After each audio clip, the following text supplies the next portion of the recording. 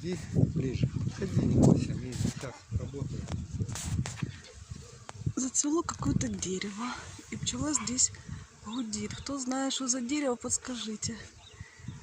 Еще не знаю, но пчела прямо желтый-желтый несет обножку.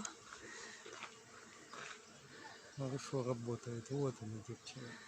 На сухой подкормке пчелы уже нету, потому что пошла своя пыльца. Вот ее много тут. Вот они летают. Вон там синий. Или он на том мотор дерева, там вообще на одной ветке. Да. Просто гудит пчела, гудит. Красота. Гудит пчела. Кто знает, что за дерево, подскажите, ребят. Напишите в комментариях. Снимаю, глянь, он обножку берут. Он.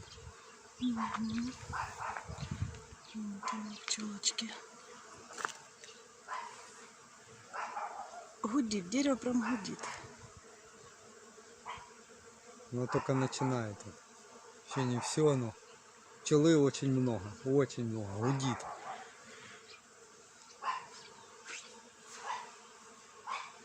Что это такое? Может кизил, может это. Ну, кто знает, напишите в комментариях.